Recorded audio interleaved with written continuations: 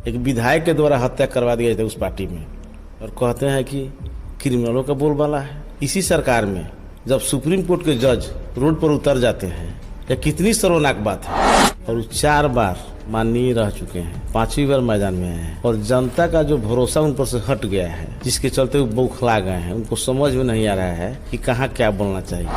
मोतिहारी एक ऐसा जगह है जहाँ कोई फैक्ट्री नहीं है, एक ही फैक्ट्री है। उस फैक्ट्री का नाम है कचहरी। चीनी मिल का जो टोटल जमीन और चीनी मिल तक बिक गया। माननीय लोग का कार्यकलाप जिससे हो गया वो। जबकि है मोती झील को पर्यटक स्थल बनाने के लिए करोड़ों रुपया आया, लेकिन रुपया का बंदर बांट हो गया। कोई विकास नहीं हुआ, ना पर्यटक स्थल बना। अगर पर्यटक स्थल बन जाता, जब आयुर्वेदिक कॉलेज में माननीय का हाथ पड़ा तो अरबों रुपया का घोटाला हुआ उसमें, और यहाँ तक कि कॉलेज भी बंद हो गया, जिससे प्रति साल 80 डॉक्टर निकलते थे। शहर में ट्रैफिक से लेकर और यहाँ कूड़ा कचरा चारों तरफ, जहाँ घूमिए, जिस टर्निंग पर जाइए, ना कहीं नाला है, ना कूड़ा सफाई होता है। बहुत सारे ऐसे लोग हैं, दलित महादलित दबे कुचले लोग, जिनका राशन से नाम ही कट गया है, जबकि शुद्ध रूप से गरीब लोग के लिए ही राशन आता है और उनका नाम कट गया है। बहुत लोग हैं। 2011 से 2016 तक हम जिला परिषद उपाध्यक्ष थे, और जनता के बीच मैंने बेखूबी से मैंने काम करने का काम किया है, और जनता को मुझे पूर्ण विश्वास है कि अगर ये जीतता है तो काम करेगा। देखिए, नीतीश जी जो बोल रहे हैं, शायद आप देखे नहीं हुईगा, मोदी जी बोले थे कि तुम लोग का पैसा कहाँ से आएगा, चुनावी जुमला है। जब 10 लाख के लिए हो सकता है कि चुनावी जुमला है, तो 19 लाख क्या है।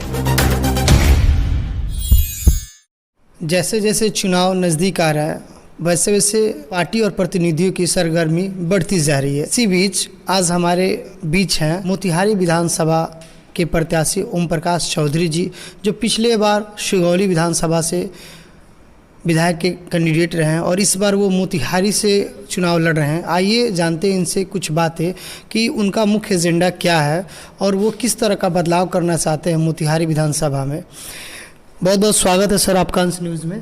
आपके चैनल को बहुत बहुत बधाई। सबसे पहले क्षेत्र में घूम रहे हैं, लगातार जनता से जनसंपर्क कर रहे हैं, आपको कौन कौन सी समस्या जो मोतिहारी विधानसभा में सबसे ज़्यादा झेलने को और देखने को मिल रही है? मोतिहारी एक ऐसा जगह है जहाँ कोई फैक्ट्री नहीं है, एक ही फैक्ट्री है। उस फैक्ट्री का नाम है कचहरी। कचहरी से ही मुख्य यहाँ का व्यवसाय चलता है। कचहरी 10 दिन बंद हो गया तो मार्केट ढीला।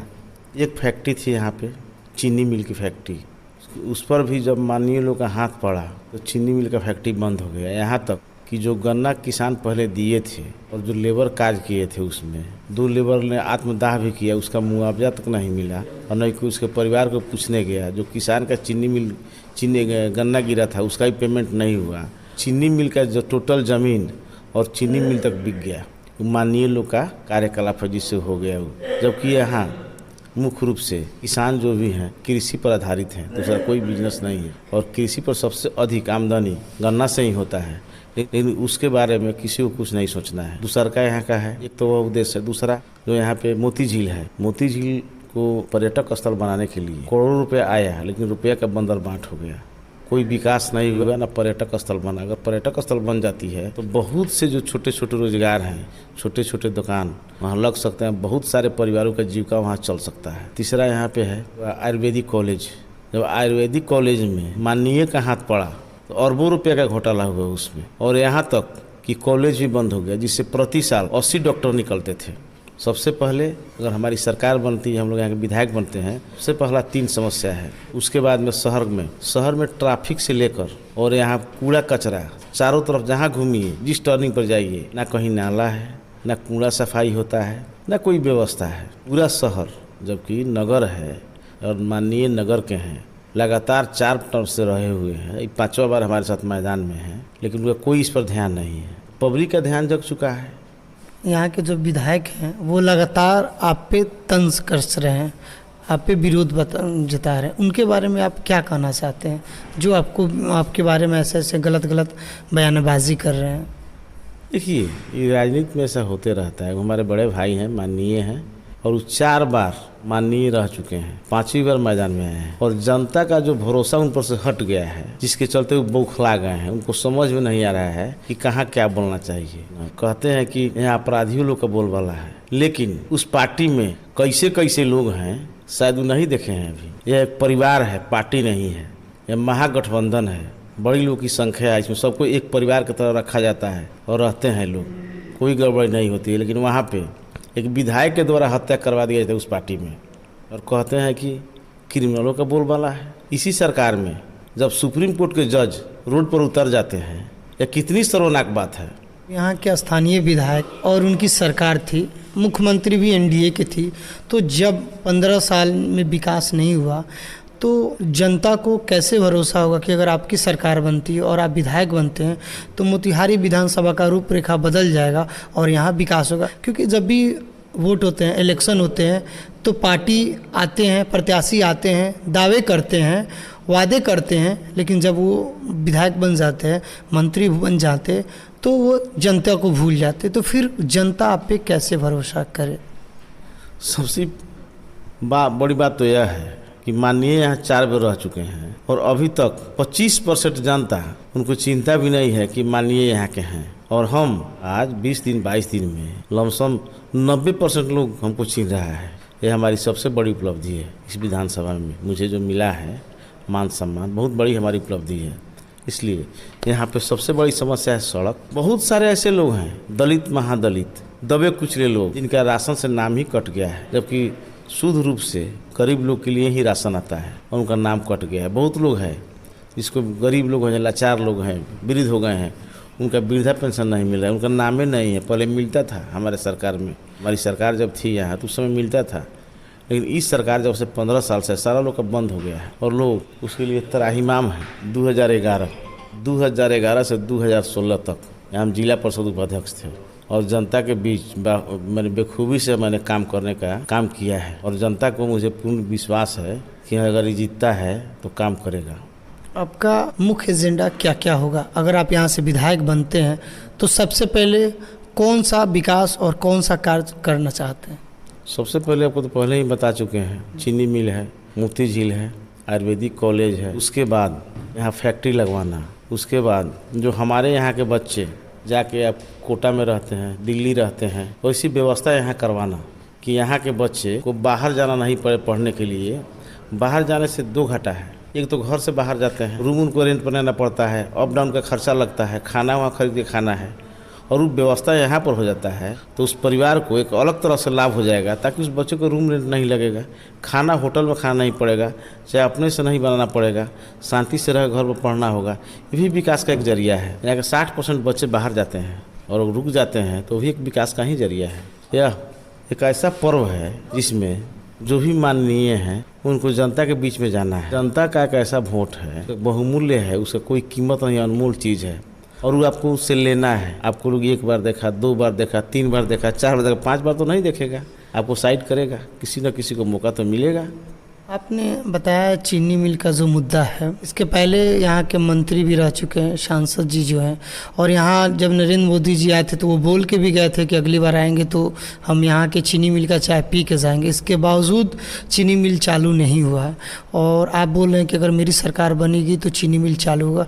तो जनता आप पे कैसे भरोसा करेगी कि ऐसा अगर आपकी सरकार बनती है तो सच में चीनी मिल चालू हो जाए? क्योंकि उम्मीद सभी को ही जताता है बट वो धरातल पे नहीं आता है।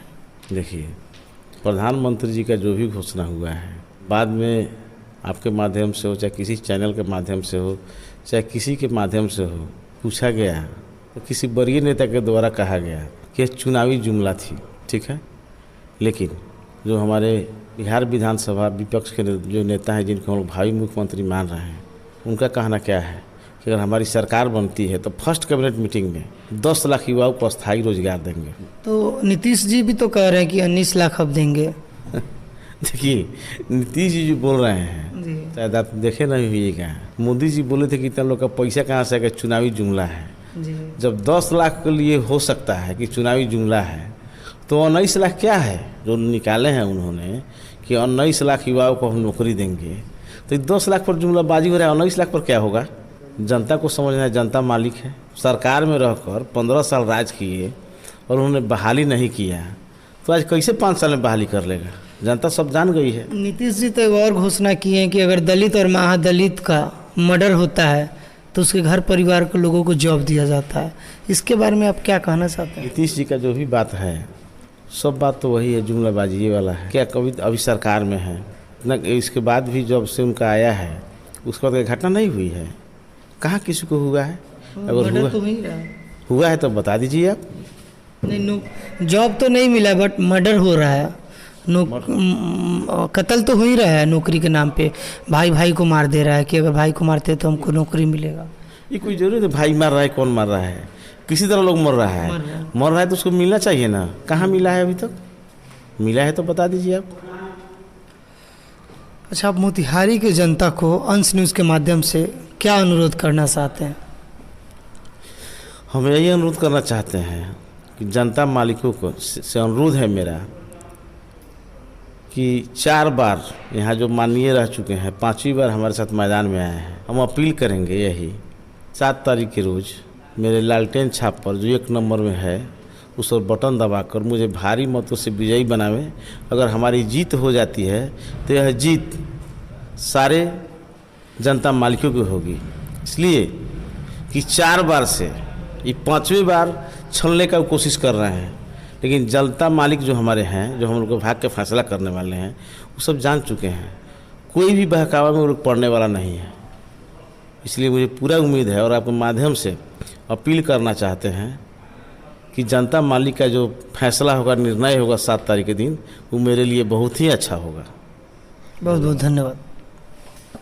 अंश न्यूज़ की सभी वीडियोस को देखने के लिए हमारे चैनल को सब्सक्राइब करें और सबसे पहले नोटिफिकेशन पाने के लिए बेल आइकन को दबाएं। और हमारे सभी वीडियोस आपको हमारे फेसबुक पेज पर भी मिलेंगे, इसलिए आप हमारे फेसबुक पेज को भी ज़रूर फॉलो कीजिए।